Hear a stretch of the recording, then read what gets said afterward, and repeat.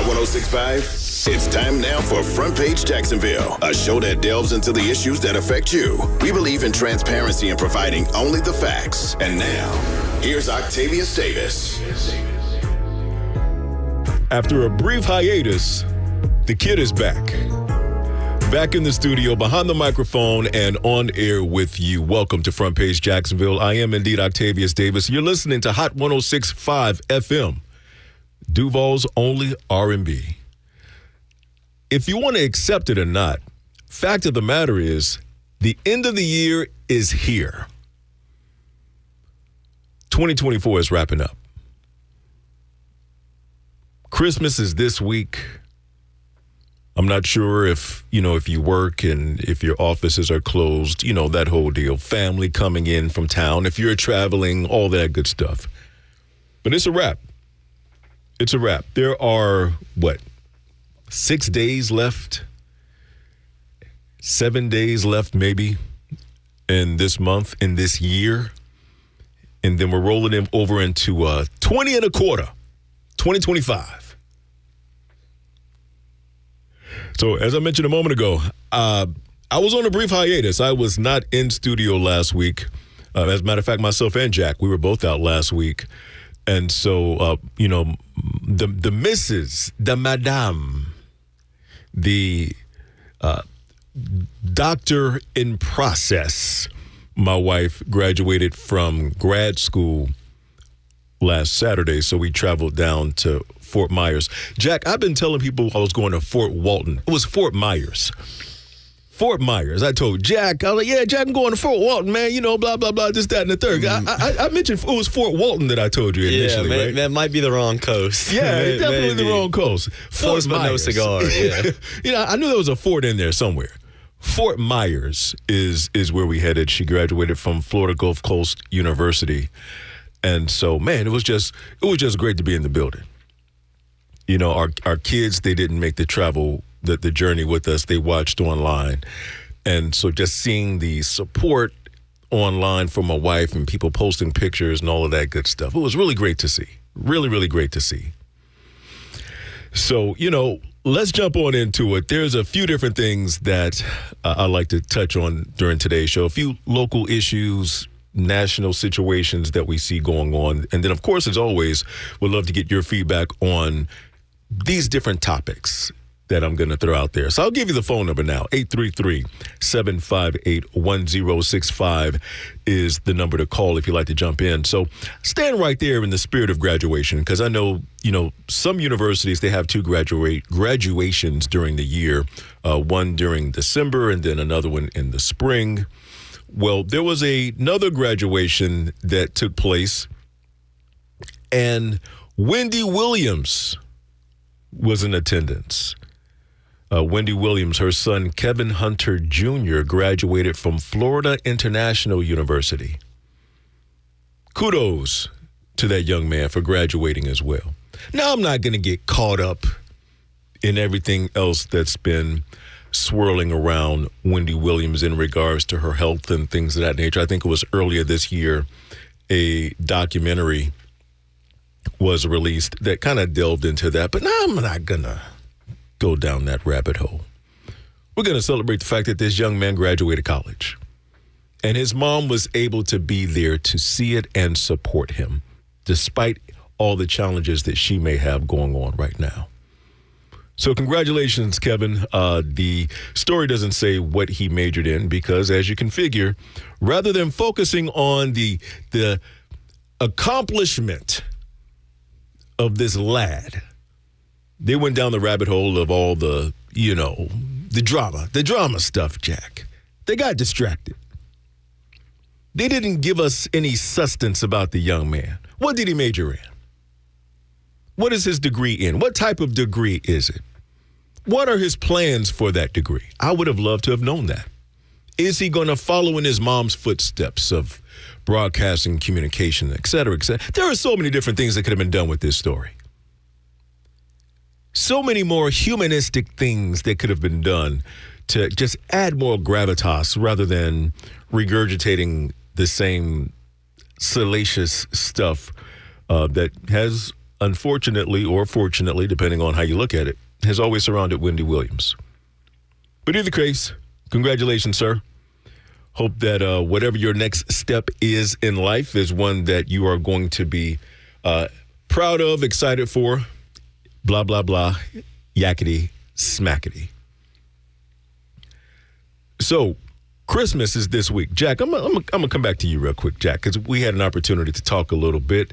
Jack is a college student, so he can appreciate, the recent accomplishments, as I mentioned, of Kevin Hunter Jr. and even of my wife finishing up with college and everything. Now, Jack, have you already graduated or are you soon to graduate? Yes, sir. Yeah, I graduated in May.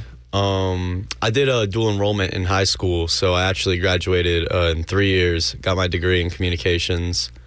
And, you know me, just out here at Cox Media now. Indeed. Yeah. So, holidays, man, plans for this week?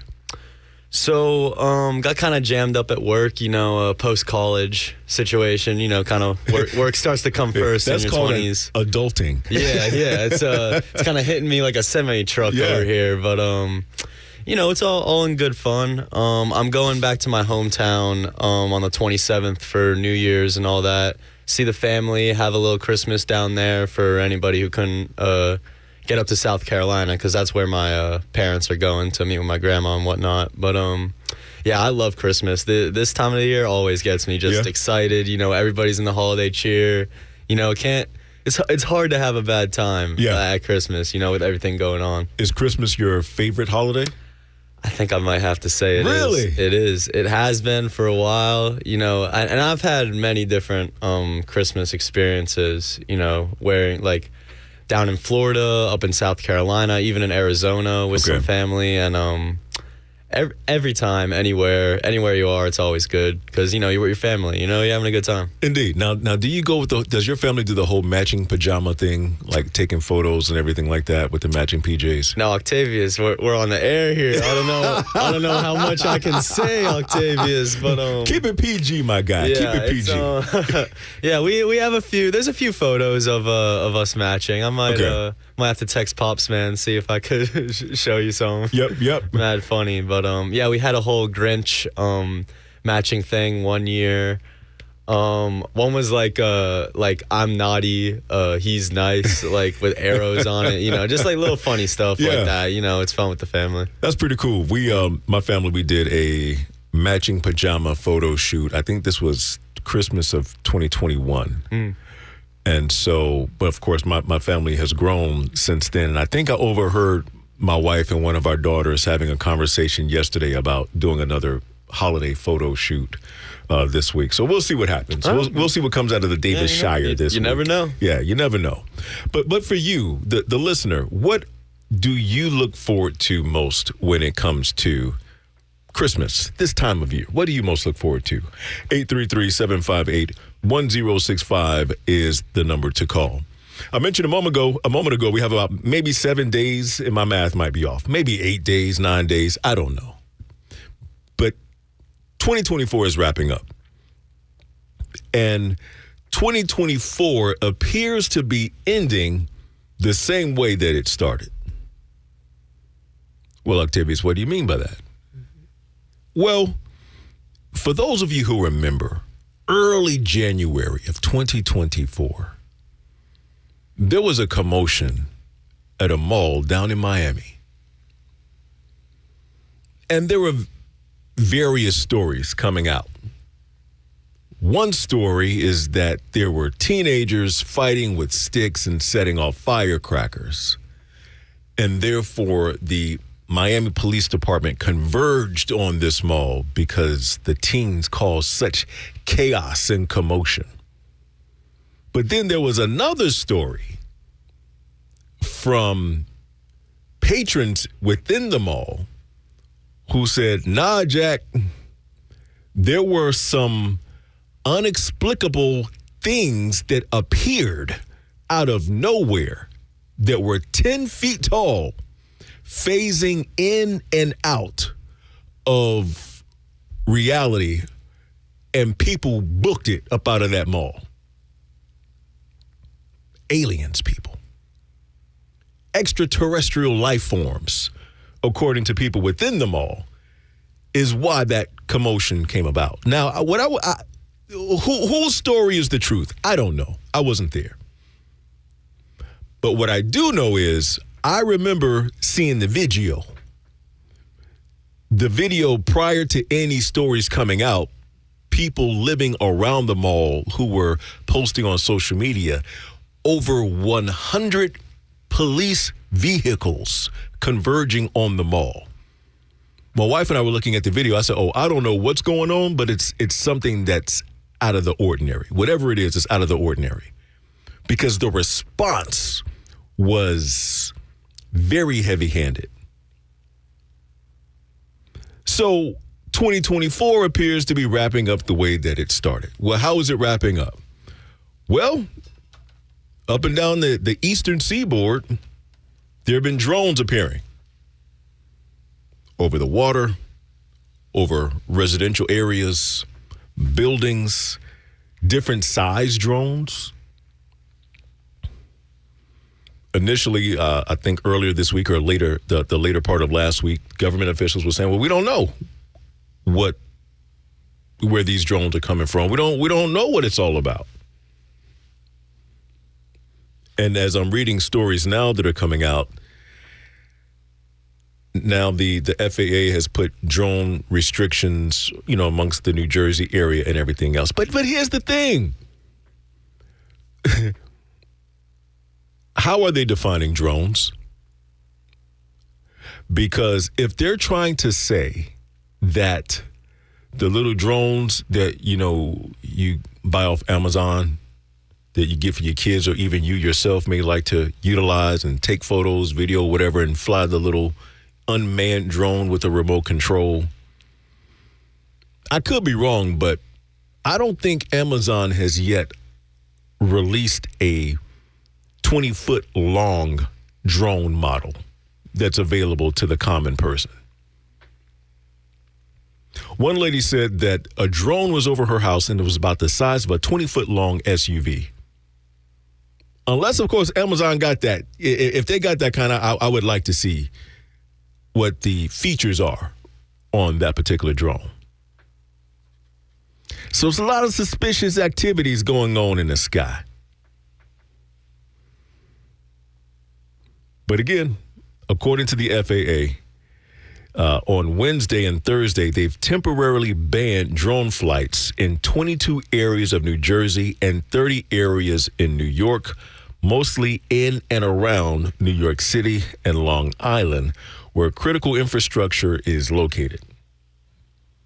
FAA officials said federal agencies requested the flight restrictions, which are effective through mid-January. So there are now drone restrictions. So residents can no longer fly their recreational drones, is what I'll call it, between now and mid-January. So that means if drones do continue to appear in the sky, that means it's not recreational drones. It's something else. Unless, of course, the government is, responsible for these drones. What do you think? 833-758-1065. Now, I warned you a long time ago. If you're a faithful listener of the show, I warned y'all a long time ago. I'd be out in these conspiracy theory streets. Okay? I enjoy a good untraditional theory or two. I do. I'm just open-minded like that. The universe and the galaxies are entirely too vast to not be open-minded, in my humble opinion. So I like the mental joggers. I like the brain food, the brain teasers and all of that stuff. I like to pontificate on possibilities that may extend beyond realities that we've currently been introduced to. But if that's not your thing, that's okay. I mean, I got theories about Sasquatch, the Loch Ness Monster, all of that. I love all of it. And I have since I was a kid. So the Miami situation, the drones that are going on now, this stuff has excited me like you wouldn't believe, because this is the type of stuff that used to really captivate me as a younger man. And so now I'm like rubbing my hands excited whenever I see a new news article release. I'm like, ooh, what ET got cooking now? So I don't know, if it's not your thing, it's not your thing. But for me, I don't know. It's just kind of exciting to me. I enjoy it. Kind of bringing things on a bit somber note before we head out for our first break today. For those of us who are familiar with media here in Jacksonville, we lost a gentleman who was very well known on the airwaves as a news anchor. Mark Spain, a former Action News Jax anchor, lost his battle with pancreatic cancer earlier this week. Now, he was on air with Action News Jax from 2007 to 2014, and then he and his family relocated to Virginia, where he continued his news career, but unfortunately lost his battle with pancreatic cancer. So just wanted to take a moment to acknowledge him and all that he did here in the city of Jacksonville, the representation that he presented as an African-American man in the media, having an opportunity to make strides and impacts throughout the community, being greatly involved in many different initiatives in the community. I never had the pleasure of meeting him, never had the pleasure of working with him, meeting him in person, but was just familiar with who he is or was through his works. I will say that for a brief moment, I thought I was going to go into TV news. I thought that was something that I wanted to pursue. Here in Jacksonville, we had some of the OGs, Rob Sweeting, Ken Amaro. Now, those are some of the OG African-American news anchors here in Jacksonville. And so while in college, I got my start in radio my senior year of high school, but once going on to college, my freshman year, had an opportunity to acquire an internship at, what is the news station? I'm trying to think. Channel 12. What is their? First Coast News. That's what it was. First Coast News. And so I fought vigorously to get this internship opportunity, just because, I didn't know what all entailed with doing television. I was already in radio, so I figured, hey, how hard can it be? Well, I was in for a rude awakening. My very first day in that internship. This is 1998. First Coast News, the one who is now known as Mayor Donna Deegan, she was just Donna Deegan. She was a news anchor / reporter for First Coast News back then. Charlene Shirk, these are names that you may be familiar with if you followed media here in Jacksonville. So I'm there in this newsroom. I was assigned to the assignment editor's desk. My responsibility was to monitor the fax machine for any potential stories that were being sent over. So I'm in there, doing my thing. All of a sudden, pandemonium broke out in the newsroom. I'm a 19-year-old kid. I don't know what's going on. I'm trying to make sense of it all. And that's when I got word. This was November of 1998, to be more specific. So for those who may be familiar about one of the biggest news stories, one of the biggest stories, forget news, one of the biggest stories that rocked our community during that time was the disappearance of young Maddie Clifton. They found her body on that day during my first internship, which is why the pandemonium broke out in the newsroom. And I began hearing arguments and situations that were happening in the field. When I say in the field, these are anchors and photogs or videographers, cameramen in the field, fighting with other cameramen from other news stations trying to get the scoop. It was crazy in that newsroom. And I remember saying to myself that day, I was like, yep, I'm not coming back. This is not for me. I'm going to stick with radio. I never returned back to that internship. I contacted my internship coordinator. I was like, yeah, big dog, this ain't for me. I'm going to go ahead and bow out gracefully and find something else that's a bit more suited for my skill sets. So anyone who works in TV news, Tanika Hughes, Don Lopez, Garrett Biedenbaum, all those folks, hats off to you. Because that's a whole nother level of animal that you have to be to operate in that realm, because the pace, it is so quick, it's so fast, the pace by which you have to work, flow, and operate.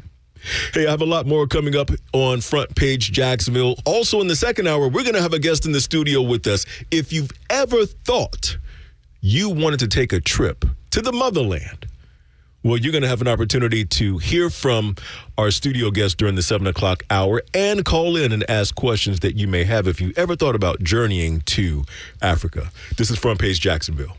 Now back to the show that informs you and discusses the issues. Front Page Jacksonville on Hot 106.5. So going into the weekend, there was the threat of a government shutdown due to a bipartisan bill that, although it was bipartisan, neither party could agree on the items within the bill.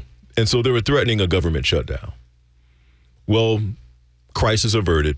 They were able to eventually come to terms on the new terms of this spending bill. President Biden, he signed it, preventing us from going into a government shutdown. I'm trying to recall, I think over the past 20 years, this seems to be becoming more and more common. Unless, of course, this has always been a thing, and my consciousness and awareness of it didn't really kick in until I started adulting. I was teasing with Jack a moment ago about adulting. I didn't really start adulting until I graduated college. When you start carrying the full weight and responsibility of bills and insurance coverage for yourself and things of that nature. So maybe this has always been a thing. Maybe government shutdown threats every 2 years, 3, 4 years, whatever the case may be, has always been a thing. I don't know. But thankfully, for the here and now, that crisis has been averted. So here's what was agreed upon in the revised spending bill that President Biden has signed. More disaster aid funding. So there will be about $100 billion to help Americans trying to recover from multiple natural disasters in 2023 and 2024. $100 billion will be made available. Some $29 billion would help replenish the FEMA Disaster Relief Fund, which has dwindled after contending with 2 major hurricanes, which we're well aware of here in Florida in both September and October of this year. The bill also includes economic aid for farmers. It includes $10 billion in economic aid for farmers, one of the last sticking points in the negotiations earlier this week. The spending agreement also includes a 1-year extension of the Farm Bill. Now, I'm not familiar with the initial Farm Bill and what that ensues, but this new revised spending bill and this particular caveat, the economic aid for farmers, it's going to extend that bill for farmers by another year. Typically, the farmers bill, is renewed every 5 years, but the most recent version was paused in 2018 and the extension lapsed at the end of September, which is why they're now extending it with this new amendment to the spending bill. Here's another piece. Maryland Bridge funding.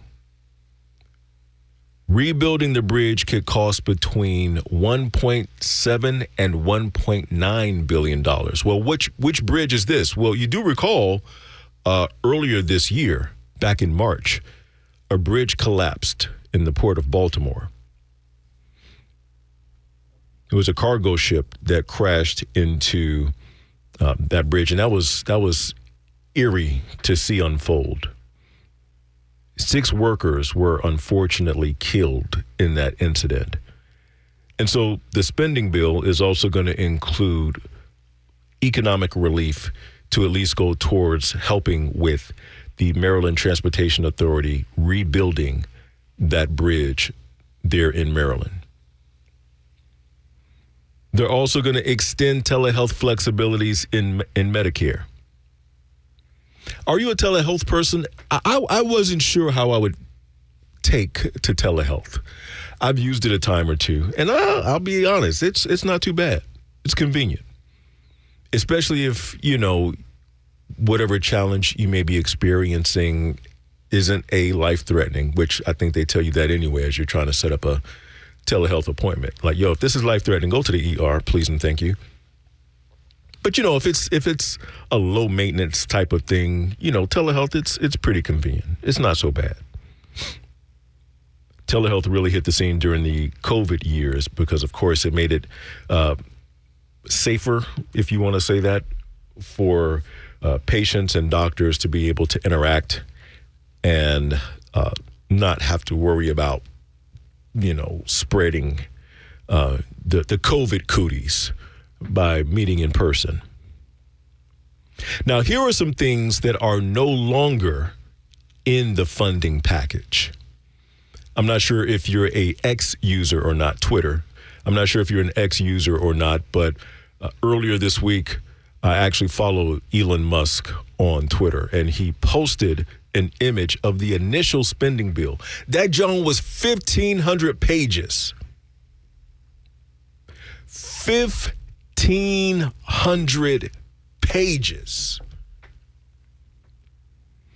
And when I saw it, my first thought was, wow, they're really trying to push and pass all these different bills in this big old stack of paper. They really think people are going to have time to read this big old stack of paper. And it's always interesting, the timing of when they release the full bill. It's always like a few hours, a day or two before they're supposed to go to vote. I was like, come on, man. Either case, here are some of the things that are no longer in the funding package. There was a request for a debt ceiling extension. Now, I'm not an economist. I don't know all the terms and everything that goes into this. But basically, they wanted more money. They wanted to raise the debt ceiling. The government, when I say the government wanted to raise the debt ceiling. The debt ceiling is currently set to return on January 2nd.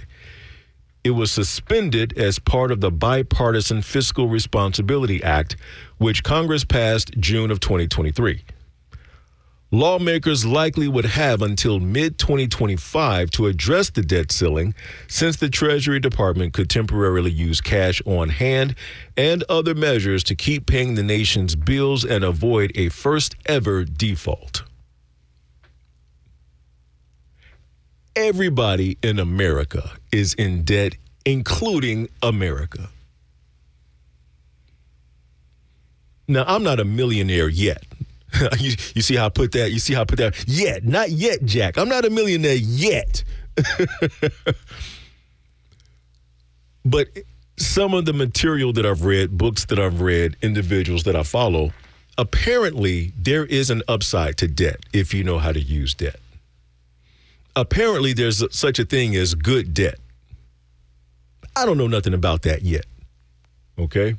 I know about credit card debt. I know about mortgage loans. I know about car loans. I know about that kind of debt. I don't know what good debt is yet. I'm starting to wonder if America knows what good debt is yet. Because from inflation to recessions to needing debt ceilings increased, et cetera, to buy more time to pay off debtors. Come on now. The nation's debt, the United States of America debt, the U.S. of A's debt currently stands at $36.2 trillion. How is nobody garnishing America's wages right now? No, there has to be something to this whole debt thing. We've been moving in debt the wrong way, people. All right, because you might have credit card debt the same way that I do. You might have mortgage loans and car loans, et cetera. And I'm gonna keep it a buck with you. About 12? No, it was longer than that. About 14 years ago, I filed for bankruptcy. I did.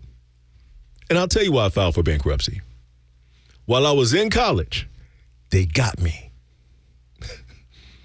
They got me. I was just trying to go to the student union building. And they had a nice little pretty table set up outside the building. Nice little colorful tablecloths, and they had little games and everything that you can play. Hey, would you be interested in a credit card? Oh, a credit card. What's that? Oh, well, you're able to just swipe and spend, and then you can pay on it later. Ooh, that sounds interesting to a young, broke college kid like me. All you have to do is just fill out this form. You'll be automatically approved. Automatically? Automatically. I filled out the form. They sent me the credit card. I had a $500 limit. That was the beginning of the end, Jack. That was the beginning of the end. That card came through the mail. I didn't even activate it good. I was on my way to the mall. Gone. And why do I say it was the beginning of the end? Because I didn't understand debt. I didn't understand credit. Didn't understand how to use it. Didn't know the responsibility of it. All I heard was buy now, pay later. That's all I heard. But here's the larger reality. The habits that we operate in, this is not limited to nutritional habits. It also includes financial habits. Whatever habits are practiced in the home, that is the habit that the child will adapt. And so, in my home, there were no conversations about, good debt, bad debt, credit card spending and credit card utilization and the whole 33% rule when it comes to using a credit card and, the way that you trick the system with how you make your credit card payments, making 2 payments per month. So, there was no talk about any of that. So I just began racking up debt. Same dumb college kid, me, speaking about myself, got my first real good radio station job, my program director job. And I decided the reliable, dependable, and affordable Chevy Corsica that I was driving, I ain't want that no more. I was a director of programming now. I needed a vehicle that reflected as such. So what did I do? I didn't even get my first paycheck yet. I was off to Mitsubishi. Mitsubishi used to sit right on Atlantic Boulevard. I was off to Mitsubishi to do what? To get my dream car at the time, a Mitsubishi Spider Eclipse. Oh, it was pretty. It was nice. Smelled good. Oh, that fresh car smell on the inside. Oh, and the honeys was checking for your boy. The honeys was checking for your boy. Big man on campus, rolling up in a shiny new convertible. It was glorious. Jack pulled up the pictures. It was glorious. And so the Chevy Corsica that I had, I ain't want that no more. But the problem was I still owed on that car. But the other problem was it was in my mama's name. So so I let that car go back. So now I done hit my mama's credit. I got this shiny, pretty, new, fast sports car. But I went from paying $230 a month for a Chevy Corsica to $508 for this fancy sports car. Oh, and by the way, car insurance was like $230. So all my money was going towards this car. So after about a year, guess what I said? I'm tired of being broke. I'm ready to have some money in my pocket. So I did a voluntary repossession. Come get this car. I don't any much want it no more. And I went to a buy here, pay here lot, and I got me another car. And you know what kind of car I got? I got the exact same model of the Chevy Corsica that I sent back to begin with. Talk about dumb, just racking up debt. So I'm just a product of America. America got $36.2 trillion worth of debt. Now, I didn't have that much debt when I filed my bankruptcy back in the mid-2000s, but nonetheless, it was debt. It was debt. Here's some other things real quick that's also been taken out of the new spending bill. Reforms to pharmacy benefit managers. Also control over RFK Stadium. That's there in Washington, D.C., the Robert F. Kennedy Stadium. That's been taken out. So, you know, that bipartisan spending package, they wanted greater control over RFK Stadium. Nope, that's taken out. Pay raises for lawmakers. No, that's been taken out. Lawmakers will not get pay raises. Restricting investments in China. No, restrictions in China investments is not going to happen. Criminalizing revenge porn. That's not going to happen. They've taken out criminalizing revenge porn. They've also taken out funding for pediatric cancer research. And they've taken out reimbursing food stamp theft. So if you want to read that in its totality, I'd encourage you to go online and read everything that's in the new spending bill and those items that have been taken out of the current spending bill. Hey, more's on the way. You're listening to Front Page Jacksonville. I'm Octavius Davis. Front Page Jacksonville resumes on High 106.5. It's always a little bittersweet during this time of year for me. At the beginning of the show, Jack and I were just talking about the holidays and, you know, what we're looking forward to and the festive time of year, spending time with the family, matching pajama pictures, yada, yada, yada, yada. That's the great part of this time of year. If you're a pumpkin spice person, you know, I like me a nice little pumpkin spice bundt cake from Nothing But Cake. You know, they only make them during this time of year. So this is the time to overdose. Now is the time to overdose on those pumpkin spice bundt cakes. I enjoy this time of year for that reason. I enjoy football season during this time of year. I love it. The build-up to the Super Bowl. It's great to go outside and, you know, that brisk, cool air saturate your nostrils as you inhale. This is the time of year for that. But what's bitter about this time of year, some companies begin making decisions that impacts the livelihood of its employees. Most recently, Party City has announced that they are closing up shop. And this has been true for a lot of companies. throughout 2024. But every year we tend to see this, right? Party City is closing its stores, ending nearly 40 years in business.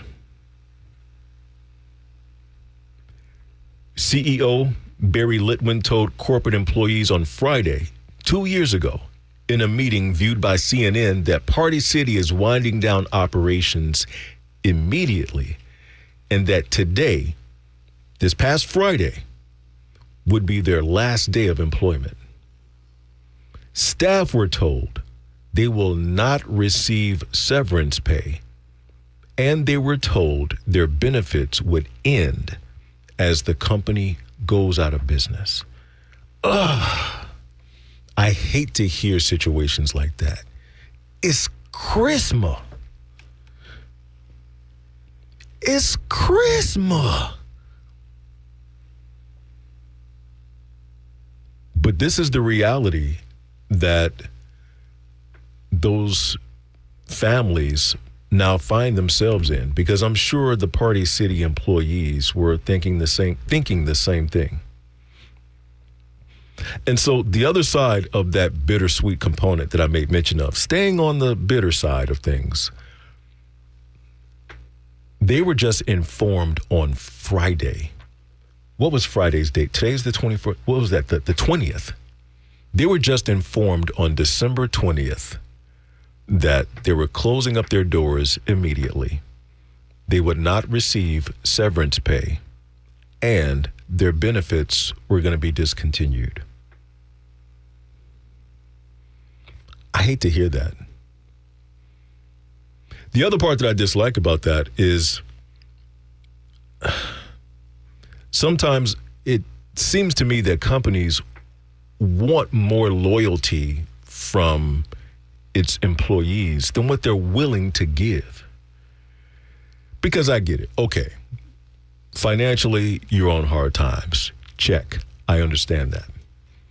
You have to close up your doors because XYZ didn't work out, which is the case in Party City's situation. They were trying a few different things, but unfortunately things weren't able to fall in play the way they were hoping to. Okay, I get that. But you're parting ways with this staff with no severance during the Christmas season at the end of the year, and you're also telling them that they're not going to have any benefits, no medical benefits, etc. Come on now. Come on now.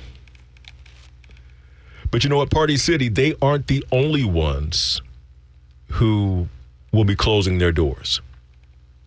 This has been something that's been an ongoing trend, I want to say at least since 2014, 2015. It seems to have been an escalation in brick and mortar stores that are closing its doors. And I haven't seen this in the article that I read recently in regards to Party City. This is just, me doing Octavius math, putting two and two together. Online shopping is making it exceptionally difficult for brick and mortar stores to be able to keep up. So Family Dollar has closed a total of 718 stores this year. CVS, 586 stores. Big Lots, they've closed 580 stores. Conn's, closing 553 stores. Rue 21, 543 stores. 7-Eleven, 492. Rite Aid, 408 stores. 99 cents only stores, they're closing 371. Y'all might need to increase those prices then, 99-cent store. That's why you can't keep your doors open. You ain't making enough money. You're closing 371 stores and your store name is 99 cents only. No, you might want to call it 99 cents and above. But 99 cents only, bro, y'all not turning a profit. American Freight, they've closed 353 stores, and Walgreens is closing 259 stores in 2024. I'm positive that in 2025, near the end of December, we're going to see another list similar to this one of different stores closing up shop. This has become the trend. This has become, this is retail. If you don't have a strong online presence and pulling in most of your revenue from online, and you're expecting foot traffic to come through your brick and mortar store, I don't know. I'm not going to say that you can't be successful, but I do believe it's going to make it that much more difficult to be successful. Why? Because we like convenience. I can go on my phone right now in the middle of hosting this show, order something on Amazon, and it be at my doorstep before the Jaguars game this afternoon. I like that convenience because I don't like going in stores. I am a very introverted person. A lot of people don't know this. I don't like being around a lot of people.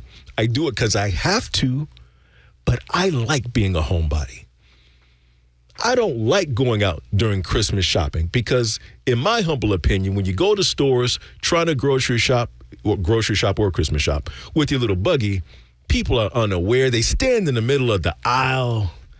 They're not paying attention to where they're going. I get a little testy. I think I'm turning into a grumpy old man. I really do. I really think I am. I'm turning into a grumpy old man. I'd be ready to kick people's basket over, get out my way, But guess what? I don't have that problem when I'm shopping online in my bed from my phone at home. I ain't got to spend no gas money. I ain't got to deal with nobody else's personality. I don't got to deal with no poor customer service. So I'm just saying, if you have a retail store and you do not have a strong online presence, please reconsider your business model before you find yourself in the situation that Blockbuster was in. Everybody knew who Blockbuster was until they didn't anymore. Hey, Jack, you know who Blockbuster is? Oh, okay. Jack knows who Blockbuster is. I'm surprised. All right, Jack was here when Blockbuster was around. Very young. Right. One of my first memories, actually. All right. So Blockbuster had an opportunity. Netflix begged Blockbuster to buy them. Blockbuster would not. We see how that's worked out for Netflix. We also see how that's worked out for Blockbuster. Netflix is 100% online. Blockbuster was a brick and mortar store. So that's the moral to that story. But for the Party City employees, please, I'm trusting and believing that you'll bounce back as we go into 20 and a quarter, and that you and your family will continue experiencing much success in the days to come. You're listening to Front Page Jacksonville on Hot 106.5 FM WHJX Ponte Vedra. I am Octavius, the $1 Million Voice Davis, and I have a guest here in the studio with me right now this morning. Now, this sister and I, we go back a couple of years, and so we're going to talk a little bit because I knew her as Toussaint Duchess, and then a few weeks ago at one joyous night, I heard everybody talking about Lady T. I'm like, well, who is Lady T? What you mean, Lady T? You talking about Toussaint? That's Toussaint Duchess. That's who that is. So, Lady T, Toussaint Duchess, welcome to Front Page Jacksonville. Thank you. Thank you so very much. Glad to be here. Glad to have you. Great to see you once again. You Awesome. look great. Awesome. Vibrant. Thank you. Colorful, digging the hair, digging the ensemble, the regalia. So, thank you so much. So we'll have a chance to get into that in just a moment because you're doing something very significant. Yes, that I am. Our listeners will have an opportunity to take part in 2025. Sure. And before we get into that, let's talk a little bit about you, because when I first met you, again, I think this was 2014, 2015, and you were producing stage plays. Yes. So talk to us about Lady T. Lady T or Toussaint? Who is you? I want to make sure I'm addressing you properly, because you got about 80 names. Which name do you want me to use? Duval knows me as actually Lady Campbell. Oh, see, right into another name, man. See what I'm talking about. When I was here 2012, 2013, 14, and 15, I used to live here in Jacksonville. I was Lady Campbell. I was married at the time. Yep. So if they're listening, they'll probably know me as Lady Campbell, and the producer of the production Something Miraculous at the Rick's Theater. Yep. And I played the role of Mrs. Lucy. Uh-huh. So I'm an actress, writer, and producer here in America, but I have relocated relocated recently in 2016, actually, to Africa. Don't spoil it yet. Don't spoil it yet. All right, don't spoil it yet. Okay. But let's talk about your theatrical career. What got you into acting and producing plays? You know, my most influential person is my mother. Okay. And so when I was growing up, my mother I can say fool, right? Yeah. My mother acted a fool when I was growing up, when I was a young girl. She was in an abusive relationship, and the guy would hit her, and she'd fall out. And I would be crying and screaming, but she would be faking. Hold on, I'm sorry. I don't mean to laugh. Hold on. Mama would be faking. So she was dramatic. She was very dramatic. And one time she fell out right in front of the sink in the kitchen. And then with my stepdad, and then when he left, before he left, I went to her and I was like, Mama, please. She woke up really quick and said, girl, go back to bed. I'm just faking. And then when he leaves, she would get up. And she did it a few times. Why? And I thought she was the greatest actress. What was her reasoning for? Because if you fake like you dead, he won't mess with you. He won't hit you again. So if she faked like she was hurt, he won't mess with her anymore. Got it. And so I used to tell my mother, you can act so good. And so that's why I started acting. And then, of course, growing up in school, I was the clown of the class. Yep. I was the clown of the class up until my 12th grade. I realized that when I read my yearbook. Everybody in my yearbook signed the yearbook, the funniest, the craziest, the clown of the class. And so then I pursued a career, relocated to California at a young age, at about 19, 20, and I started doing theater. Okay. So I started theater in Oakland, California, San Francisco, Berkeley. Then I relocated to Los Angeles and started doing bigger and better things. And my first international stage production that traveled the country for 2 years straight was Woman Thou Art Loose. I starred as Tawana, produced by Bishop T.D. Jakes and Tyler Perry. I was just about to ask, yeah. Yes, by Bishop. And so that was my first international tour. And after that, I started producing my own shows, relocated to Dallas, to the Potter's House, and worked with Fred Hammond and starred around the country with stage productions, doing internet shows with Fred Hammond. Then I met my husband, and Bishop T.D. Jakes facilitated our wedding in 2012. Then 2016, I went through a divorce, and then that was the end of America. Yeah. Then you made your transition. Yes. Actually, when I got married, I moved here in 2012. Okay. So I was here to Jacksonville. Okay. And Jacksonville was amazing to me. They really, really came out. They really supported my shows. They really supported my career here, especially the churches. And I want to give a shout out to all the churches that supported Something Miraculous, the members. So that was my success, my short-term success here in Jacksonville. And that's quite all right, because the beautiful thing about success, it just is. Right. You had an opportunity to gain a lot of experience and opportunities through that. Absolutely. I want to take a beat back with regards to stage plays, because stage plays seemed to rise at a meteoric level in the late 90s, early 2000s. Yes. And I mean, because as we all know, especially if you saw the documentary surrounding Tyler Perry, stage plays was really what helped him build his momentum to him being able to save Lionsgate Films, and then him be able to have Tyler Perry Productions, so on and so forth. Absolutely. And so for yourself, you were in the midst of that stage play circuit and experiencing it in different markets. So when you think about what you did in California, what you did in Dallas, and then even when you were here in Jacksonville with the stage plays, why do you believe stage plays just seem to really resonate with the African American community? Well, when I was doing stage plays here in 2016, I think it was 2016 when I was here, a lot of us African Americans, we love to touch. We love up close and personal. We love the live entertainment. That's why we focus more on theatrical entertainment, Broadway, more than television. Sure. Tyler Perry, when he hit the surface, the black community wasn't pretty much in Broadway. So what Tyler Perry opened for the black community is like an urban Broadway across the country. Yeah. And so it was during the time when a lot was going on and we needed to laugh. And so everything that was in theater, we went to support it because it was an avenue where we don't go to Broadway. We don't do a lot of Broadway. We And from do an have affordability standpoint. And it's very affordable. And then Tyler was in the community.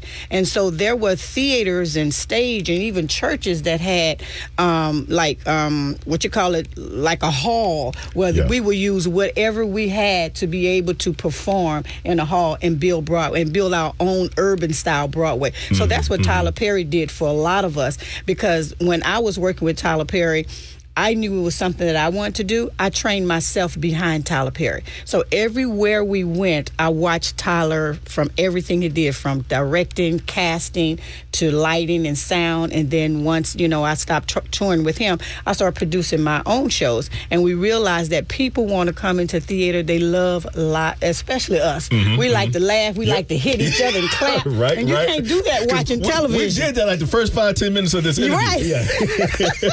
Exactly. We like to run around, Yep. and like Tyler, what he did was, even when he used to break the fourth wall, in Broadway, they don't do too much breaking the fourth wall, Right. looking out in the audience. Thank you, because I was going to say, for the person who's not familiar with what breaking the fourth wall is, explain that. Actually, there's 4 walls. There's the left stage, right stage, and then the back stage. The fourth wall is the front when you're looking forward, and you're never supposed to break that wall. You're supposed to give the actors the illusion of you're in television, because if you're in television, you never break the fourth wall. But Tyler Perry, that was his signature. It was his signature, and he just broke the wall, and now look where he is.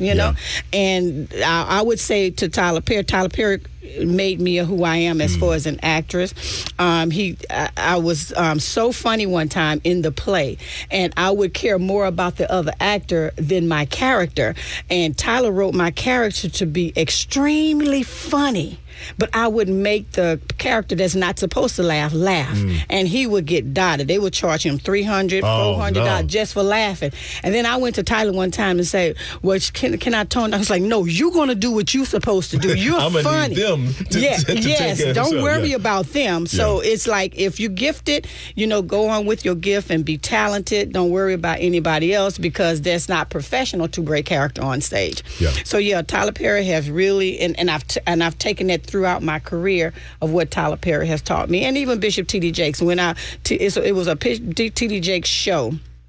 And I wasn't saved then. I was out there in the streets in California, and I heard about this little play in this little storefront church that was producing and casting. And I went to the casting call, and I got a very small part. It was in 1999. I got a very small, like 2 lines in the play, which was Woman Thou Art Loose. And then we shopped it. Bishop T.D. Jakes hated it. He shut the entire play down. This was another producer. He shot the entire play down. 2 years later, they call us back and say, we're going to re-audition. And we re-auditioned in Hollywood for the play. And then we auditioned for a new producer. And that producer was Tyler Perry. Wow. He rewrote the show. He recast the show. And my little bitty part ended up being the star of the show when Tyler Perry came aboard. So that's how I became the lead in Woman Thou Art Loose. Front Page Jacksonville, I'm Octavius Davis. I'm in the studio with Lady T, Toussaint Duchess, Lady Campbell. Formerly known as, but we're having an opportunity right now just to kind of take a trip down memory lane. For those of you who are familiar with Lady T and her work, being in stage plays, but then also producing her own stage plays. Just talking a little bit about that background. And so where we're going to transition next is, you mentioned that you were married in 2012. Yes. And that marriage concluded in 2016? Yes. And so at the conclusion of that marriage, where were you? Well, first I like to say I married an amazing man. You know, sometimes divorces are very hard. They're very complicated. They're painful. And you always have a really bad story. But I really don't have a bad story. Yeah. It's just that things didn't go our way. And he decided to, you know, separate. And I granted that. And that was in 2016. When we was going through the divorce, I tried to keep it under wraps. Sure, I was 50 years old, actually. It was my 50th. It was around my 50th birthday. It was Mother's Day. And it was devastating, and it was heartbreaking that this is what, you know, he decided to do. Yeah. So a friend of mine, which is not a friend of mine, she's actually my sister-in-law. That's a long story. I have to come back and tell you that. She was in America in 1991 and married my brother. She relocated back to Africa. She heard that I was going through a divorce, and she invited me to Africa. And when I tell you, I was not impressed, I was not excited, I was not interested. Actually, you know, I thought it was an insult. Because I'm depressed, I'm stressed. I want to go somewhere where I can relax, I can enjoy life, I can have a peace, I can find some joy somewhere. And Africa was not that was not on your bingo card. It was not on my bingo card. You know, it wasn't the number I wanted to pull, right? So I told her, you know, can I go to Hawaii, London, France, Paris? Those are the places that I felt that I see on television. Somewhere sexy and exciting. Because that's all I saw. That's all. Growing up, that's all I saw on television. Africa was never, we never saw Africa in that light. Correct. So about 3 days I prayed about it. She told me where she lived. I Googled it, and she lived on the Indian Ocean in Bessie Beach on the Indian Ocean. And I couldn't believe it, you know, because it's something that we never take serious about what and who Africa is. And so she invested, and she sent me over to Africa. I came over to Africa, and I visited her. It was a 30-day vacation. That same year, 2016, ended up being 9 months. Wow. My first trip to Africa. 30-day vacation. Yes. Turned into a 9-month stay. 9 months. I was 50 years old. I'll never forget. I'm 59 now, so that's 9 years ago. So when I got there, I, you know, financially things wasn't going well. I left with $40 in my pocket. And when I got there, after my 30 days, right before my 30-day sabbatical ended, I just wanted to see something in Tanzania. I was in East Africa, Tanzania. I just wanted to see something. I wanted to see a play. I wanted to see what's going on, what they're doing. They was looking at me like, a play? We don't do plays here.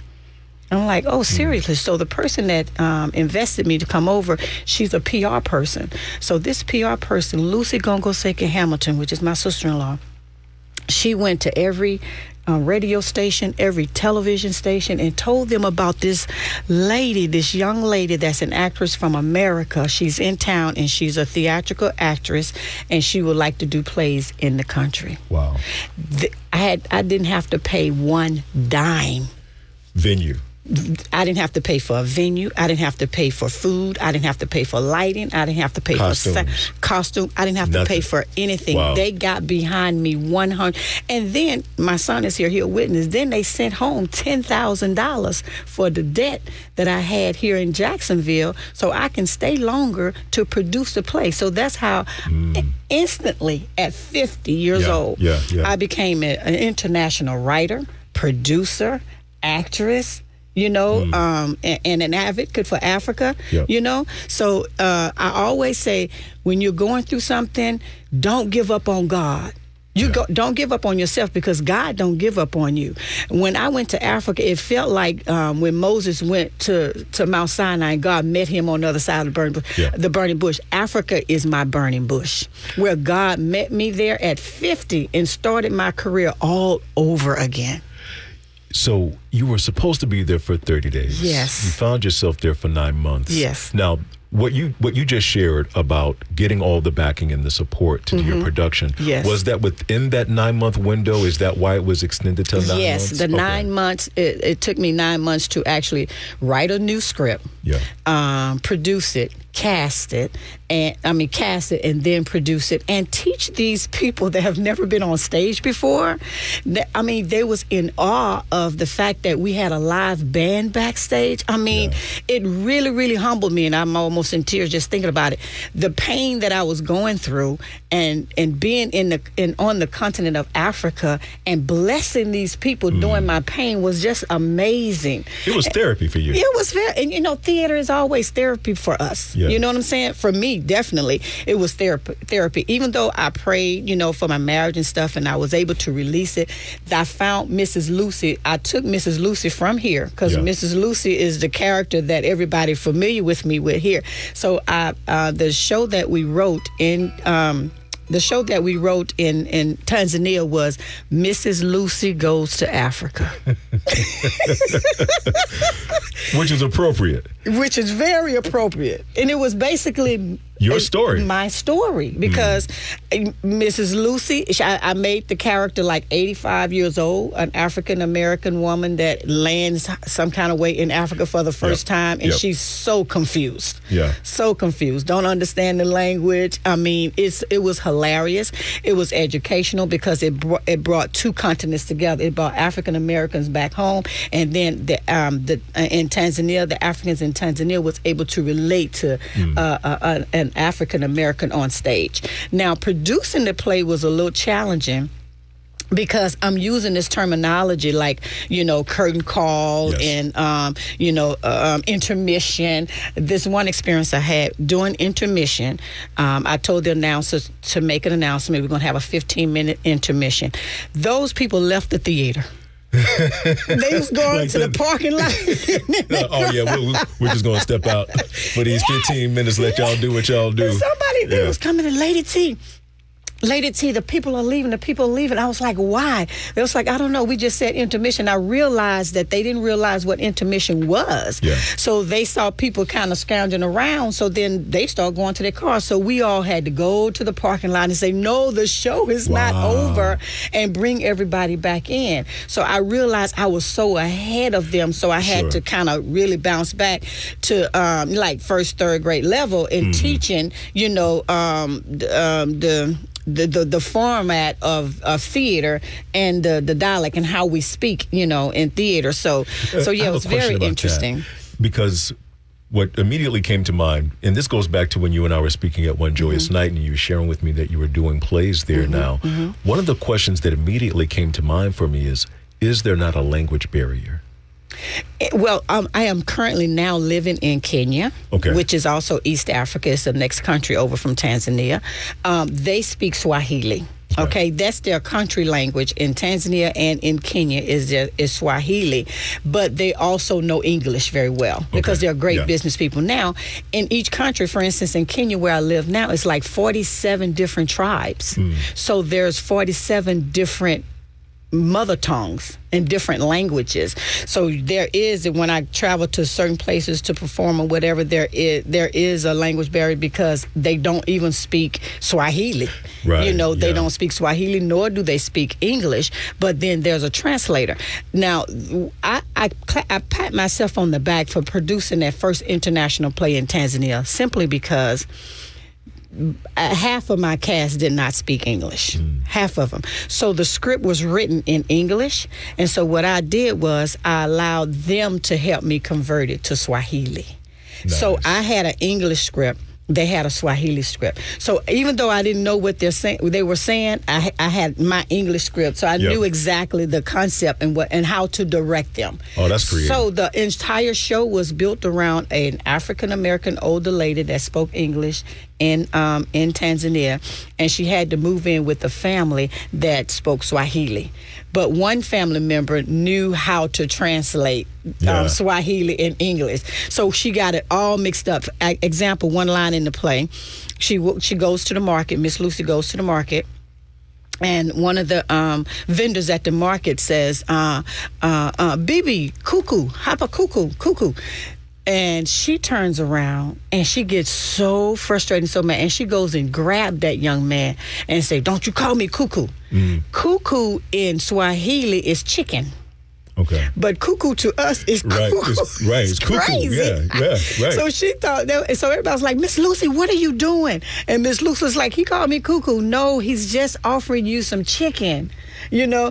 So that language barrier, and we put it all throughout the play. Nice. And so which was really funny. It reminds me of like Lucille Ball. Yep. When she gets mad, they start speaking their language and you Yep. can't understand. So it was a really nice play. It was emotional at times because the families still have different issues like we have in America. Sure. And Miss Lucy, as an American, the character, two lead characters, Miss Lucy and another Swahili character, she lived in America and she brought Lucy to Africa to visit her family. So that's how she got there. So she had to protect Miss Lucy throughout the entire show. Wow. So Miss Lucy has gone to Africa. Yes. But Lady T has come back to America Yes. to let you and I know how we can also That's right. experience our own journey Yes. in Africa. We'll have an opportunity to talk about that with you in just a moment on the other side of the break. This is Front Page Jacksonville. I'm Octavius Davis. Front Page Jacksonville resumes on Hot 106.5.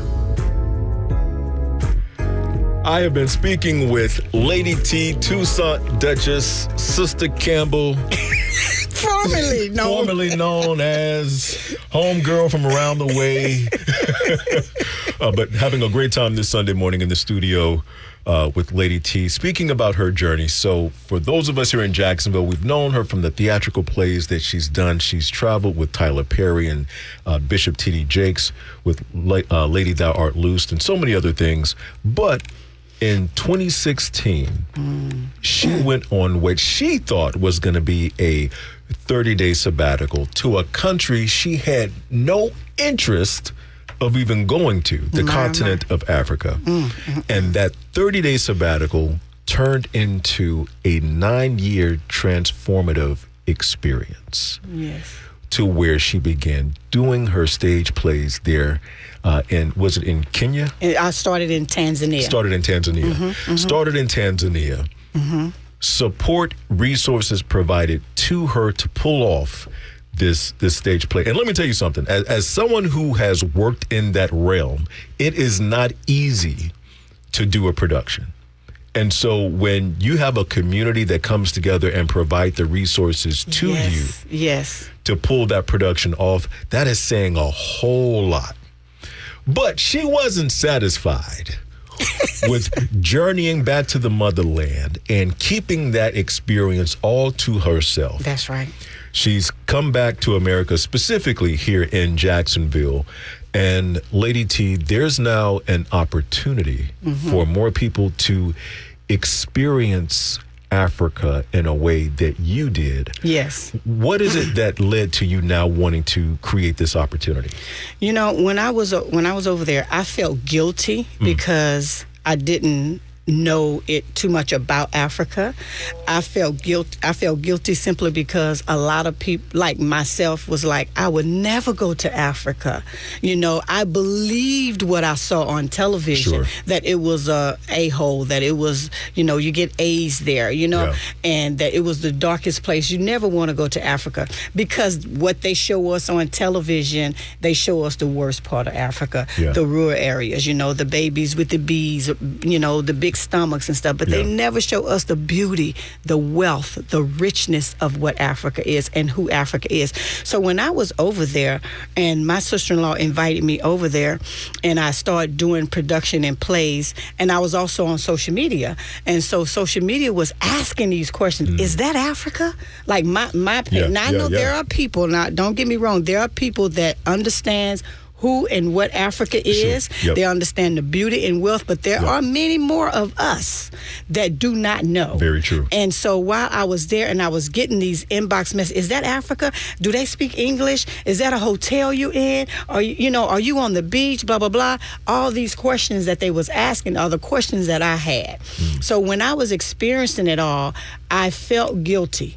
I was like, oh my God, I cannot keep this to myself. I have to go back to America and let them know the beauty of Africa and how beautiful Africa is, the people, the culture, they will get behind you, especially when the television, all television stations, the radio stations, the media, they have a big online blog system where you become famous overnight over there. I'm telling you, I was literally, if you guys Google Mrs. Lucy Goes to Africa, Tanzania, you'll find me all over the internet. I mean, I'm sitting in Africa watching myself on television, watching myself on commercials that I didn't pay for. Yeah. And it calls for a 30-second spot, a 60-second spot, advertising, promotion, flyers, and all that stuff to put up a production. Do you know I didn't have to put up a dime? So these people in Africa, especially Tanzania, because I started out in Tanzania, they appreciate that I came over and I was able to share my gift and my talent with their youth. Their youth are like in the streets. Some of them can't afford to go to school, and some of them don't go to school. So what I did was I did a national audition. They didn't even understand auditions, So I had to even show them how to audition. Yeah. So when we went through the audition, and I realized I have about 35 Tanzanians looking at me, expecting me to show them the way. Show them how to read this script. What is blocking? I mean, I literally had to start from scratch. Yeah. So it was an experience for me, and my heart went out to them. And so when I realized I have more people over in America that can come and help me teach these students, that can come and help me teach these kids lighting, sound, acting, or whatever, then I paved the way for more Americans to come over. And so I relocated to Kenya, which is where I reside now, which is where I live, and Kenya has gotten behind me as well. So I started doing a Broadway extravaganza where Kenya Airways, which are international airlines, when I tell you sponsorships, the one thing I learned from my former husband, he always thought I was very gifted. Yeah. And he always said, you don't necessarily have to get people to invest in you. He said, what you do is there are people that admire what you do, and they'll get behind you and sponsor you. So look for more sponsors than investors, because investors going to want all their money back. But sponsors, they'll ride or die with you. Mm-hmm. So I used that system when I got to Africa. And when I tell you, every sponsor came aboard. Yeah. They sponsored talents. They flew to my talent in Kenya. I brought in Elvin Ross. Elvin Ross is a producer with Tyler Perry that he does all the underscoring for all of his movies and stuff. And I brought in Daryl Richardson, which is a professional dancer out of New York that danced with Tyler Perry in Tyler Perry plays, and with Michael Jackson and Tina Turner. I brought her in, and we did a Broadway extravaganza in 2019. And we taught those kids everything. Yeah. And they got behind. When I tell you Subway, Pizza Hut, I went to all of my, the corporations that I'm familiar with, and everything was yes. There was never a no. The government... And that's because they have franchises and stores there. Yes, in Tanzania. yes. And they have a budget for the community, And so in 2019, that's basically what I did. I relocated in 2019 to Kenya, and we launched Broadway Extravaganza Kenya in 2019. And in 2020, we was getting ready to go around the country.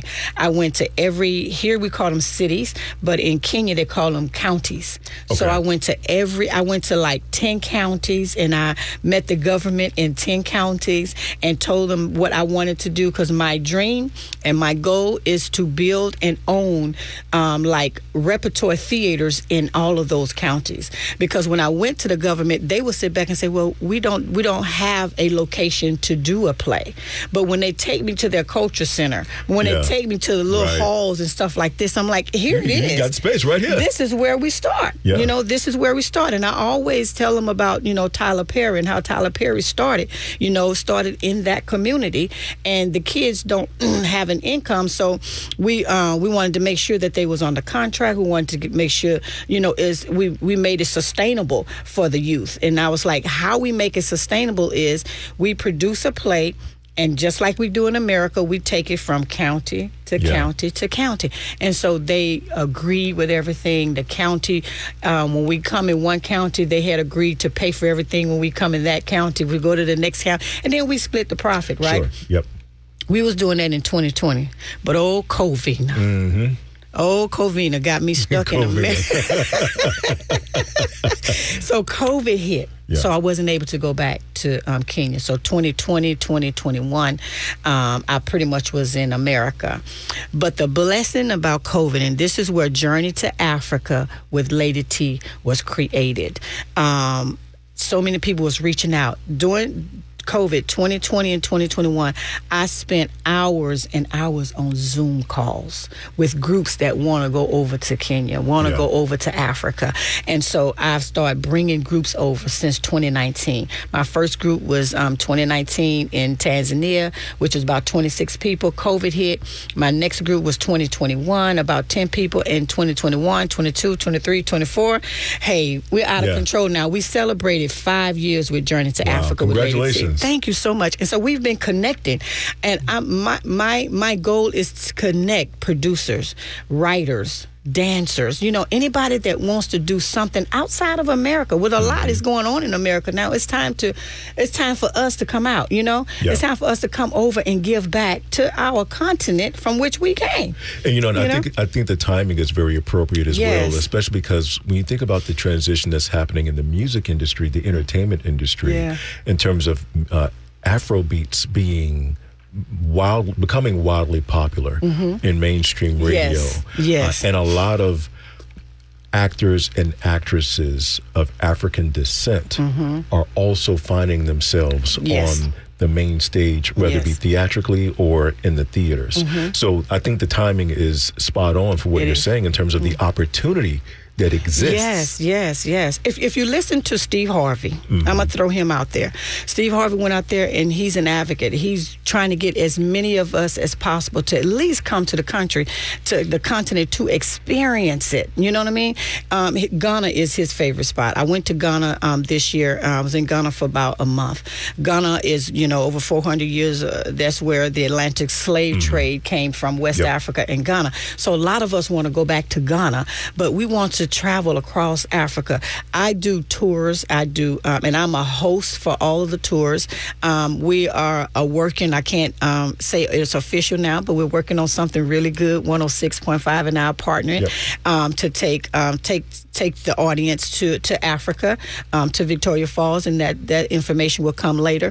But we are working on making sure we get more of us over there because of lack of knowledge. And what I do is when I bring you over, you get that up close personal experience. Even though I am the American host and I live there, I've partnered with professionals on the ground, professionals, tour guide. My son and he works with me. Sean Daniels, he relocated too. He relocated in April.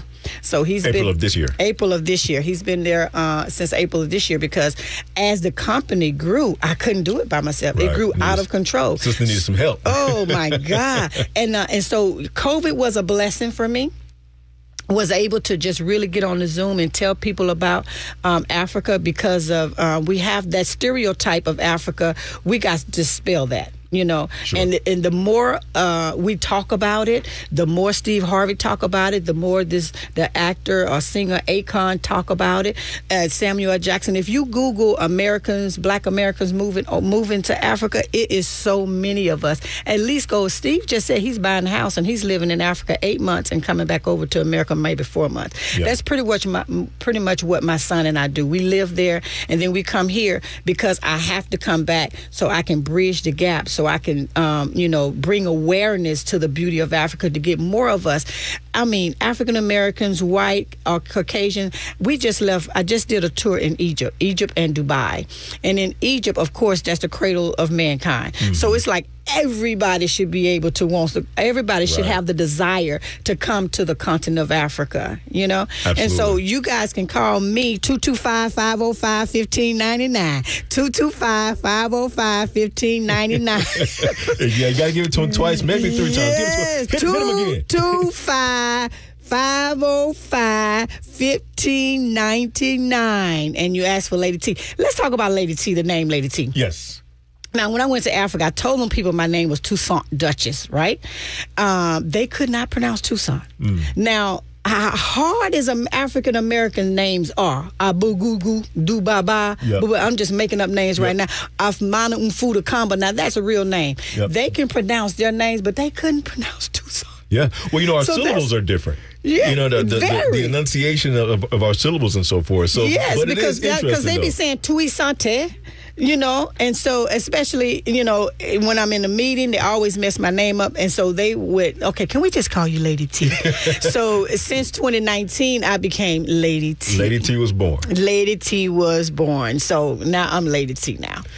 And I know we're up against the break, but very quickly tell us, for individuals that say, you know what, I do want to go and experience that, what can they expect during one of these journey experience? Okay, so the one thing I know that you're going to expect is unexpected. Once you land on the continent, it's something about just being on that soil.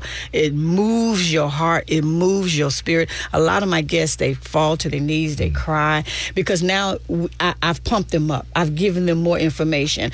And so that's the first thing you're going to experience. You'll experience the culture. The culture is different. You're going to experience humbleness. You're going to experience peace. You're going to experience people that I go to the rural areas where they still live in huts and stuff, but they're happy. Sure. Yeah. They're humble. They're at peace. And when my guests come back, they appreciate what they have more when they come over to Africa.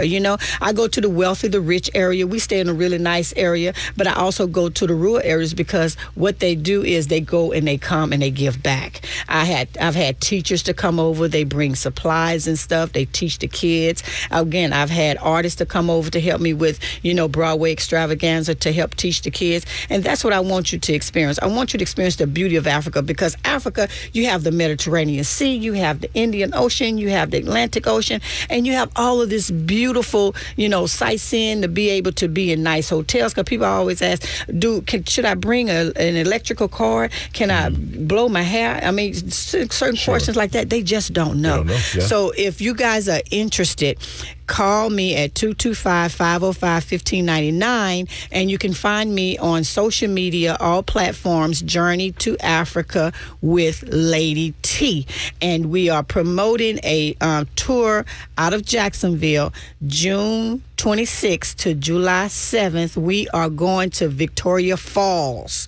It's a 3-country tour. And I also want you guys to know I do tours other than Kenya. I've been to like 8 countries now since I've been over there. Yeah. Kenya, Tanzania, South Africa, Egypt, Ghana, Zimbabwe, Zambia, Botswana, Uganda, Rwanda. Oh, that's 10. That's 10, yeah. Hey, look at me. You're on the road, yeah. So I've been to 10 countries since I've been over there, and so all of those 10 countries I've actually established great partnerships with great locals, Christian-like people that's good, loyal people that works with me. Even though I'm your host, you will get a professional tour guide that will tell us all about the country and where we are, where we're going, and the significance of that particular country and the culture. And so we speak in Kenya, we speak Swahili. So I speak a little bit Swahili. Like I must tell you today, hapa nakupenda. Say it again. Now I love you. And Nakupenda says I love you. Nakupenda. Now Lion King, what is that on Lion King, Sean? Hakuna Matata. Hakuna Matata. That's from Kenya. That's from where I live. That's my country. You claim your set. Hakuna Matata, it says no worries, no problem. And that's something that we say all the time. It's either Hakuna Matata, Amnashida. Both of them means no worries, no problems. Like if you bump into somebody, no worries, no problems. Now let me tell you, there's a difference between African Americans and then Africans, because I see the difference in my groups. Yeah, I had a group that was so I felt. Okay, so in Africa, you're not going to hear a lot of profanity. You're not going to hear a lot of cussing. You don't raise your voice or whatever. And so sometimes I have to tell my group, come from America. They're coming with all this anxiety and they come with all this profanity and stuff. And I say, y'all have to come with a humble spirit because this is not how we do it out here. So you're coming to have this experience. So when you go back, you realize all this stuff is not necessary. Learn to communicate, learn to talk, learn to forgive, learn to get over it, Yeah. So you would learn so much, especially, and we do youth tours, I connect churches. My pastor now is Bishop Michael L. Smith in Baton Rouge, New Covenant Christian Center, and my first lady is Dion Smith. My church is his first time over in Africa. Now he's overseeing a small church there because there was a small church that needed leadership. So it's so much in Africa, guys. If whatever it is you have the desire to do, even just to come over and visit for a little while, please. And I know the blessing that I feel like I am in is a lot of people won't go over to Africa because they don't have a platform and they don't have the connection and they don't want to go by themselves, know, and they don't want to go with an agency because an agency going to sign you up and you on your own. Right. But Lady T is the host, and I forgot to mention this. I am the brand ambassador for Africa, specifically Kenya Airways, and so they made me brand ambassador 2022. So that's my goal now is to get more people over. Now, when are you coming? That is an excellent Mr. question. $1 million voice. when I have an opportunity to game plan it with my wife, I will definitely let you know, because when you and I had an opportunity to speak at one joyous night and I saw everything, I did mention it to my wife. We just haven't yet had an opportunity to have a full discussion about it. But we'll definitely do that and be certain to follow up with you. And you, the listener, you too can journey to Africa with Lady T. So be sure to follow up. Drop the phone number for them one more time. 225-505-1599 and Journey to Africa with Lady T on all platforms. All right, looking forward to it. Tucson, thank you so much for hanging out with us today on Front Page Jacksonville. Karibu, that's thank you in Swahili. Front Page Jacksonville resumes on High 106.5. Special thanks once again to Lady T and her son Sean for coming through and talking to us about Journey to Africa. If you want to find out more, give her a call at 225-505-1599. That's 225-505-1599 if you'd like to learn more about Lady T and the journey to Africa. Look, we're just a few minutes before we head up out of the door. But before we do, one final story that I want to cover before we go into this Christmas holiday coming up this week. I've covered a few times on this show about the displaced citizens here in Jacksonville. Some refer to them as homeless. I refer to them as the displaced. Well, apparently, out in Mayport, there is an abandoned gas station off Mayport Road and State Road A1A, an abandoned Amoco gas station where these individuals have been taking up residency, essentially. And so there have been calls to the Jacksonville Sheriff's Office and everything with attempting to get these individuals replaced somewhere else. Well, we spoke on this show, I believe it is Downtown Vision, Inc., who is in partnership with the Jacksonville Sheriff's Office to provide assistance to individuals who may have a support system in a different city or elsewhere. They're actually providing a bus ticket to help these individuals find a better place of support. But as it stands right now, we know that October 1st, there was a new ban put in place about no camping and no sleeping in public areas. Well, they're in Mayport at this abandoned gas station. There appears to be a cluster of displaced individuals that are taking up residence. And so the residents in the Mayport area, they don't necessarily like it, and they're working to see if they can get something done. Hopefully, there will be a conclusion that's able to come, one that's positive for these individuals that are still looking for a place to be sheltered. It's that time of year where I mentioned a few moments ago before the Lady T interview how different companies are closing up shop. Individuals are losing their jobs. With that, they are losing their income. So as we go into the holiday season, I just ask that we continue having more grace and more patience for individuals who may find themselves on hard times. And although where they're choosing to take shelter right now may not be the most convenient and may not appear to be aesthetically the most appealing. In most instances, they're doing the best they can with what they have. And so in that, maybe we should begin considering how we can assist them in the process. So thank you so much for hanging out with us once again here on Front Page Jacksonville. I look forward, if I'm blessed to be here for another 7 days, I look forward to doing it with you all over again next Sunday. Stay tuned. Health Beat. Health Beat with Wanda P. is on the way next. Catch you later. Peace. Front Page Jacksonville, Sundays from 6 a.m. to 8 a.m. For show episodes, go to hot1065fm.com. We are Hot 1065.